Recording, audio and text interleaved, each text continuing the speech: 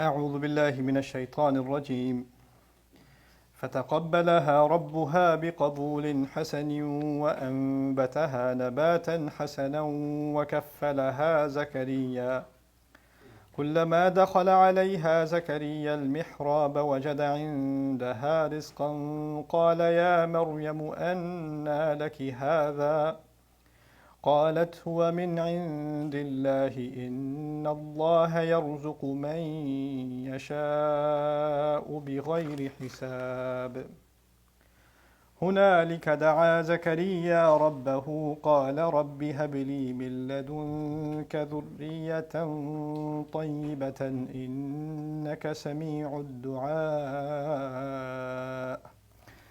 رب اشرح لي صدري ويسر لي أمري واحلل عقدة من لساني يفقه قولي فالحمد لله والصلاة والسلام على رسول الله وعلى آله وصحبه أجمعين أما بعد. Once again everyone, Assalamu alaikum wa rahmatullahi wa barakatuh. Today's dua is actually something that may not apply to everyone, but the lessons from it apply to everyone. It's a dua of Zechariah alayhi salam, who is the uncle of Maryam salamun alayha. And Zechariah alayhi salam was responsible for taking care of Maryam when she was dedicated to stay inside the sacred masjid. And this is the first time a woman was allowed to live inside the masjid just doing ibadah. It was an exception that was made, especially for her. And when this exception was made, the only one who was allowed to visit her was Zechariah alayhi salam. So kaffalaha Zechariah, Quran says, Zechariah took responsibility for her caretake, food, protection, and all of that. So the only one who would ever visit her is him. So he comes to visit her one time, and actually every time he would come to visit her, وَجَدَ عِنْدَهَا رِزْقًا, Quran says, he would find that she has food around him, around her. And she has, some say, fruits from out of season. And nowadays, you and I having fruit from out of season is easy. You can just, we have, artificial ingredients, and we have, hormonal growth of plants, and you've got food coming and flying in from different parts of the world. So even though it's not our season, we can still get it. You can have strawberries year round, you can have bananas year round, etc. But of course, in the old world, you couldn't do that. There's a season for certain fruits, and there's other seasons for other fruits, right? And if you're going to travel from a far land to bring the fruit, by the time it gets here, it'll go bad. So she would have fruits that don't belong to that season, and they would be right there, and he would be in shock, and he would come in and say, "Anna laki hadha," Quran says. How in the world did you get this? How do you have this? And her response would be, "Huwa min indillah." It's from Allah. That's an easy response from it. It's from Allah. That's it. Like, it wasn't even a shock for her. And she wasn't even trying to convince him otherwise. Like, innahu min indillah. Huwa min indillah. This comes from Allah. That's it. Inna Allah yarzuqu man yasha'u bighayri hisab. She tells him, and she's, if we accept the Christian narrations, she's about 16 years old at the time. And even from before then, this food is coming. So from like 12, the age of 12 onwards, she's getting this, and he's seeing this all the time. And this one time when he first sees it, or this particular occasion when he sees it, and he sees this out-of-season fruit, he makes this dua. Or she tells him, Inna Allah yarzuqu man yasha'u bighayri hisab. Certainly Allah provides without any limits. Allah gives to whoever He wants without any limits. Now there are lots of lessons behind Allah giving without limits. And I've given a khutbah about this before, but a quick recap, just a couple of things.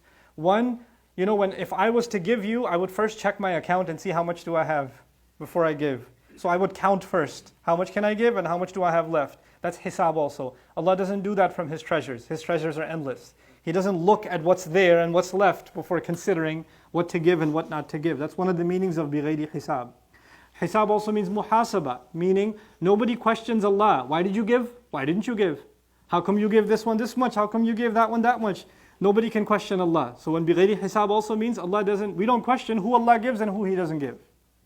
The other meaning of hisab is that sometimes, if, for example, two of your kids, they took an exam, and one of them did really well, one didn't do so well. So you have chocolate in your hand, you're like, hey, you got 100? Here's 2 bars of Kit Kat. And the other one, here's the wrapper. Because based on performance, you're going to give. And if they did well, you give more. If they didn't do well, then you don't give more. But Allah doesn't do that. Allah gave Fir'aun so much kingdom. Allah gave Namrud and atahu Allahul mulk. Allah gave him mulk. And Ibrahim alayhi salam was homeless. And he's been kicked out of his home. So you've got Allah giving, and He doesn't necessarily see, are you a good believer? Were you performing well? Were you praying all your prayers? Okay, now I'll let you breathe. Now I'll give you food. and if you weren't performing, you don't get anything. It doesn't work like that. Allah gives. So she's basically telling him also, it's not because I deserve this. It's not because I'm something special. Allah gives, and He doesn't check me first and then give. He decides to give. إِنَّ اللَّهَ يَرْزُقُ مَن يَشَاءُ بِغَيْرِ حِسَابٍ. Hisab also means ihtisab. Ihtisab means imagination. Allah gives from where we can't imagine. That's another meaning of إِنَّ اللَّهَ يَرْزُقُ مَن يَشَاءُ بِغَيْرِ حِسَابٍ. So this young woman tells Zechariah alayhi salam that this is nothing to be surprised about. Allah Azza wa Jal gives, and He gives in such profound ways, and it's so beyond our imagination that should never come as a shock to us. Now he was an old man. In another place in the Quran, alayhi salam, Zechariah alayhi salam, it's described وَاشْتَعَلَ الرَّأْسُ شَيْبًا, that my hair, it's like a fire went over it and it's all turned white. You know, like ash turns white? That's how he describes his hair. And basically means I've burnt my years out. I'm done. I've got one foot in the grave, basically. I'm about to die. And I'm worried that nobody's there to carry my legacy on. So in this old age, he's been asking Allah for a child all these years. And now he's an old man, he still doesn't have a child. Actually, since the time he got married, his wife was incapable of giving a child. And now they're both old. So كانت امرأتي عاقرا in Surah Maryam.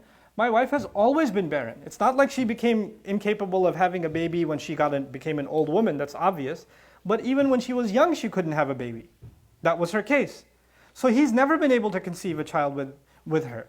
And in this old age, he sees this young girl with fruit from out of season, and Allah says, here's the dua. هُنَالِكَ دَعَا زَكَرِيَّا رَبَّهُ. Right then and right there. When he saw this, immediately Zechariah alayhi salam made a dua to his Rabb. رَبِّ هَبْ لِي مِن لَدُنْكَ ذُرِّيَّةً طَيِّبَةً إِنَّكَ سَمِيعُ الدُّعَاءِ. Master, from your special behalf, from your special treasure vaults, give me the gift of a good child or good offspring. You're the one who always hears dua. Profound thing for him to say. A couple of things I want to unpack here for you. I'll start with the end of this dua. إِنَّكَ سَمِيعُ الدُّعَاء. You certainly are the one who always hears the dua. He spent an entire life making the same dua and he didn't have a child. And you know, when you and I make dua for something over and over again and we don't get it, we start saying to ourselves, or we even say it to other people sometimes, man, Allah is just, I have been praying but I don't think Allah has listened to this dua. He's not listening to this prayer of mine. And this man, a lifetime of that same prayer not being answered. And even now he doesn't know if it's going to get answered or not. But one thing he never ever lets go of, one thing he's always aware of, Allah is always listening to every single dua. And there's no doubt about that. The dua that I saw answered, the dua that I haven't seen answered to my expectations, no dua went unheard by Allah. إِنَّكَ سَمِيعُ الدُّعَاء. If he was only referring to one dua, the time of that time, it would have been إِنَّكَ سَامِعُ الدُّعَاء. Sami' is the one who's listening at the time. Sami' is the one who listens all the time, who's been listening. So he turns to Allah and says, I am not doubting all those thousands of times over decades and decades that I've been praying for the same thing, that you didn't listen. I don't doubt that. But my heart I saw something right now and I couldn't help myself, I made this dua. So now what made him make this dua? You see, it's a lesson to be learned that sometimes you meet people that Allah has given a gift to. Sometimes a miraculous gift. You know, you'll meet somebody who was diagnosed with a disease and they were given 6 months to live. I've met people like that. And they went and made dua to Allah. They cried before Allah, made tawbah to Allah, and they went back to the doctor and they said, where are the cancer cells? What's going on? What treatment did you do? And they're like, well, I just made dua. That's all I did. And it's gone. And the doctors are scratching their head. You know, I've literally met people like that. And when that happens, you're inspired. If Allah can provide them healing, if Allah can grant them such gifts, if Allah can take someone who couldn't find work, who couldn't find any, all the doors seem to be closed and Allah opened doors from where they couldn't imagine, you look at that and you say to yourself, if Allah can do that for them, He can do that for me. Why do I have to limit myself to, I'm too old, as this man says, alayhi salam, I'm too old, my wife can't have a child. Well, if these out-of-season fruits are possible for this girl, then even if I'm out of season and my wife is out of season, what's the big deal? Allah provides beyond imagination. Allah provides without these limits, without these restrictions. So I should ask Allah. And so he got inspired to ask Allah. But he didn't ask Allah the same thing. That's the important thing here. He didn't say, well, she got fruit, Ya Allah, give me some fruit too. No, she got her rizq, that's what she needs. And he says, well, what do I need? What do I want? It's not that, Ya Allah, you got her, I want the same thing. Not necessarily. I need my own form of rizq. And here you get something truly profound about Zechariah alayhi salam, his foresight, his forward thinking. And that is, compare, she got food and he asked for a child, right? There's a big difference between food and a child. Food is something I need for my body, for my sustenance. It will actually only last inside of my body within 24 hours. What is useful of it will stay, the rest of it will go. That's food. A child, however, and by the way, for a man who's almost close to death, for him to ask for a child, he's actually asking for something that he will not even live long enough to enjoy. Like he'll have this child, maybe he'll see a few years of this child, but he's basically close to death. And this child, inshallah, lives longer. Why is he asking for something he won't even get to enjoy, really? Why in the world? Because he understands there's different kinds of rizq. There's rizq for my body, like food. Then there's rizq provision that doesn't feed this life of mine. It will feed the next life. It'll feed that's also rizq.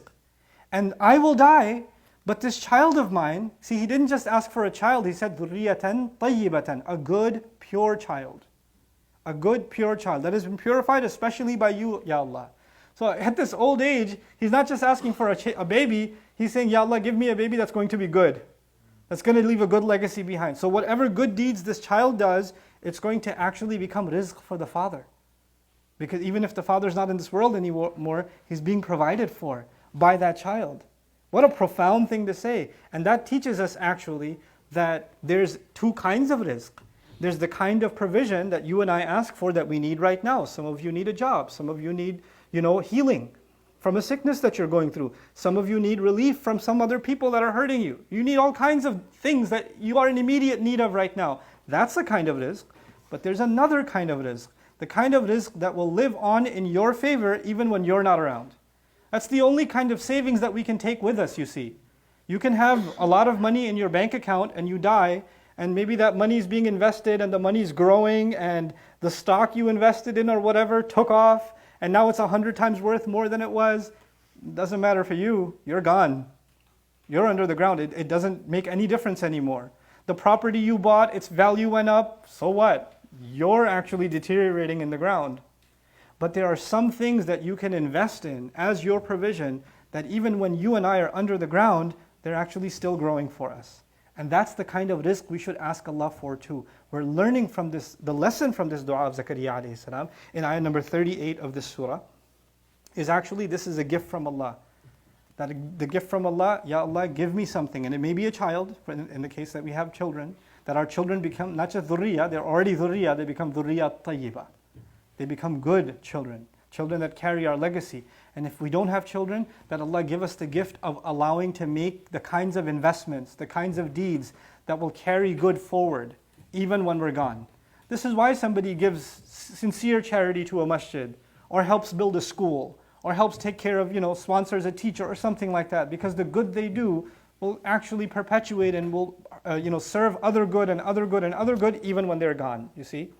So now the last thing about this, قَالَ رَبِّ هَبْ لِي مِن لَدُنْكَ ذُرِّيَّةً طَيِّبَةً إِنَّكَ سَمِيعُ الدُّعَاء, is that his dua was immediately answered after that. Actually, angels came and told him, you're going to have a child. That happened. And it happened before he passes away, right? So this is at the very, very old age that he made this dua, and Allah Azza wa Jal decided to answer that dua. It's not like he wasn't making that dua before, but there was a plan from Allah, this is the right time for this dua. Why? Think about the wisdom. Allah gave him Yahya alayhi salam. Yahya alayhi salam played a very important role in supporting the mission of Isa alayhi salam. Actually, if you study the mission of Isa alayhi salam, Isa alayhi salam could not fulfill his role unless he had who with him? Yahya with him. If Zechariah alayhi salam, Allah answered his dua 70 years before, 50 years before, Yahya alayhi salam would have lived and died, and you would not have a Yahya to support who? Isa alayhi salam. So, and that, by the way, the fact that he got to support Isa alayhi salam, and he was shaheed in supporting Isa alayhi salam, he was killed while doing so, that honor would not have come to the family of Zechariah alayhi salam. That great noble status that Yahya alayhi salam achieved would not have been there. And so Allah's plan, sometimes you go through years of sadness, but that's part of Allah's plan to increase something more for you that you couldn't have gotten otherwise. Yahya became for Isa alayhi salam what Harun was for Musa alayhi salam, that's what happened, and that was part of Allah's plan. So sometimes Allah delaying the response to our prayer is also wisdom.